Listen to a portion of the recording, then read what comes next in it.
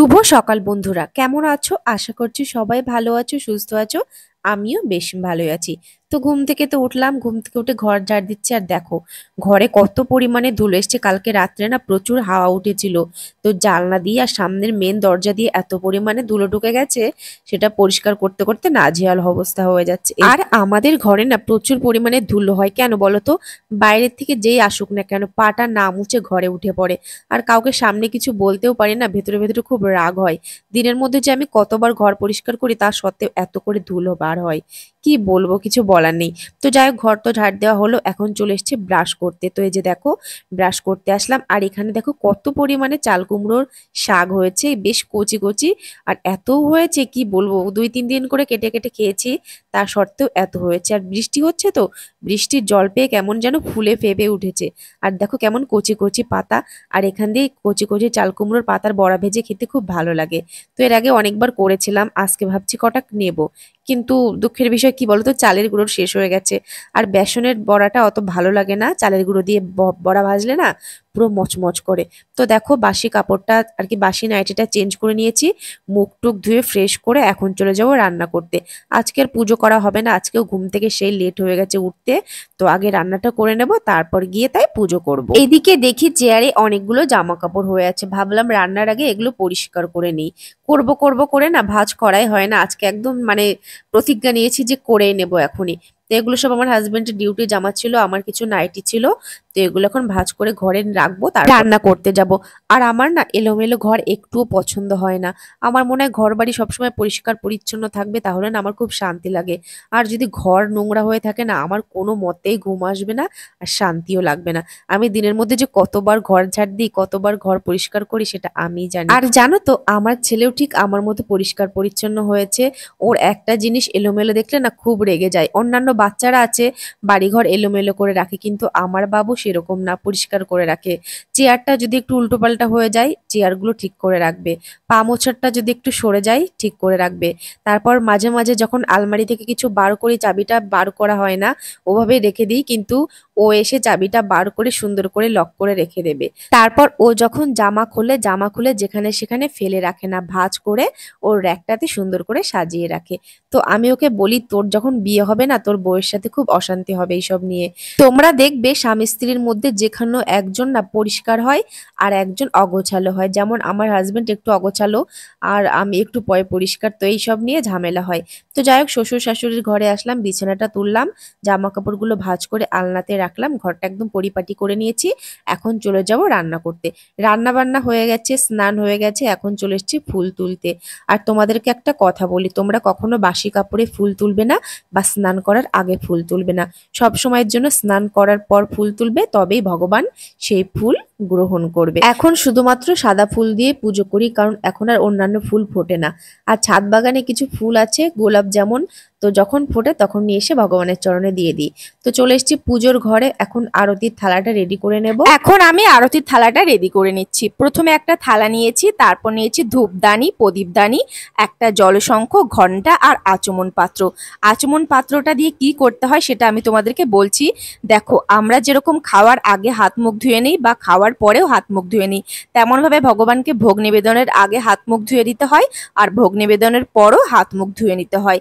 আর সেই পাত্রটাকে বলা হয় আচমন পাত্র। আর জলশঙ্খ দিয়ে ভগবানকে আরতি করতে হয়। তো ভগবানের সবকিছু তো রেডি করে নিলাম, এখন আমি শুদ্ধি করে নেব। দেখো, আমরা তো স্নান করলে আমাদের দেহটা পবিত্র হয়ে যায়, কিন্তু আমাদের ভেতরের যে আত্মাটা থাকে সেটা কিন্তু অশুদ্ধ অপবিত্র থাকে। আর সেটা একমাত্র আচমন করলে সেটা শুদ্ধ হয়। তো প্রথমে একটা পাত্রে জল নিয়েছি, তারপর বাঁ হাতের সাহায্যে ডান হাতে জল নিয়েছি, দিয়ে সেই ডান হাতের জলটা হাতের তালু দ্বারা মুখের মধ্যে নিয়ে প্রথমবার বলতে হয় ওং কেশবায় নমঃ। আবার বাঁ হাতের দ্বারা ডান হাতের জল নিয়ে হাতটা ধুয়ে নিতে হয়।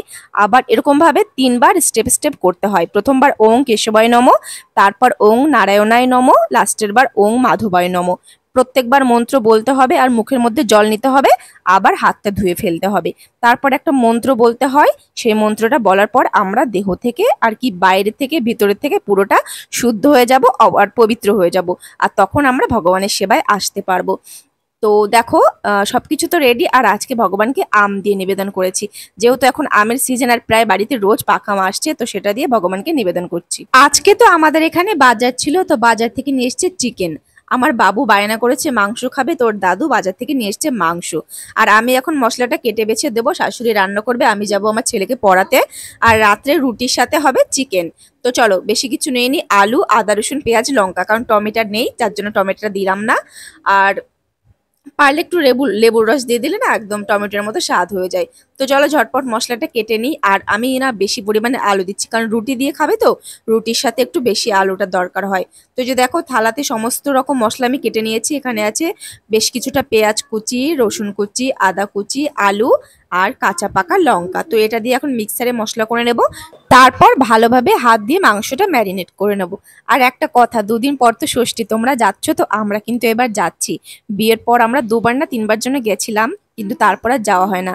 যেহেতু আমার বাবা মা বাড়িতে থাকে না, কাজের সূত্রে বাইরে থাকে, তো প্রতিবার ষষ্ঠী হলেই না মনটা খুব খারাপ লাগতো। যখন সবাই সেজেগুজে ষষ্ঠীতে যেত, আমার দেখে এতটা কষ্ট হতো আর মনে হতো যে আমিও যাই। কিন্তু এইবার দেখো সত্যি সত্যি আমরা যাচ্ছি, আমার বাবা মা বাড়িতে চলে এসছে। আর আমরা 4 বোন, তো 3 বোন যাব, 1 বোন বাইরে আছে, পুনাতে আছে, ও আসতে পারবে না। কিন্তু আমরা 3 বোন যাব, আর সবাই মিলে এত মজা করব, এত ঘুরবো। আর তোমরা কিন্তু ব্লগগুলো মিস করবে না, খুব সুন্দর সুন্দর ব্লগ তোমাদের সাথে শেয়ার করব। তো চলো, কথা বলতে বলতে দেখো মাংসটা আমার শাশুড়ি মাখিয়ে নিচ্ছে। এখন আমরা ভালোভাবে এটা তেলে কষিয়ে নেব।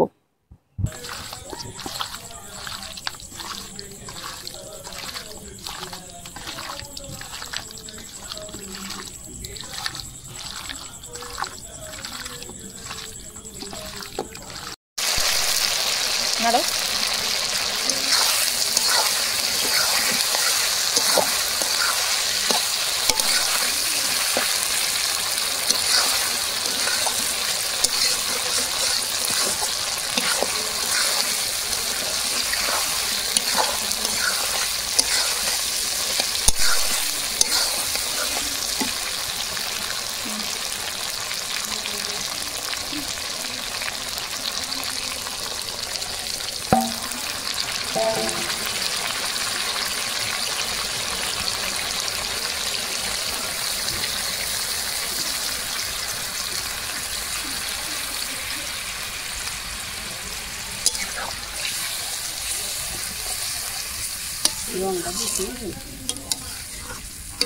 মাংস রান্না কমপ্লিট হয়ে গেছে, আর দেখো কতটা সুন্দর কালার হয়েছে, আর পুরো তেল তেল করছে। আর এদিকে দেখো রান্না বান্না তো সব কমপ্লিট, রুটি হয়ে গেছে, মাংস হয়ে গেছে, আর এদিকে এদের খিদে পেয়ে গেছে। তো আমি এখন পরিবেশন করতে বসে পড়েছি। তো এই থালাতে হাজবেন্ড, তারপর শ্বশুর, আমার ছেলে, সবাইকে দিচ্ছে। ছেলে এখন খাবে না, কারণ সন্ধ্যার দিকে ও ম্যাগি আর একটু ডিম খেয়েছিল, যার জন্য ওর খিদে নেই। 2-3 পিস মাংস খেয়ে তারপরে শুয়ে পড়েছিল। তো হাজবেন্ড এই দেখো নিচ্ছে, আর খেয়ে তো বললো দারুণ হয়েছে। তো চলো বন্ধুরা, আজকের ভিডিওটা এই পর্যন্ত। ভিডিও কেমন লাগলো অবশ্যই কমেন্টে বলো। আর দেখা হচ্ছে নেক্সট ভিডিওতে, ততক্ষণে তোমরা সবাই ভালো থেকো, সুস্থ থেকো, টাটা।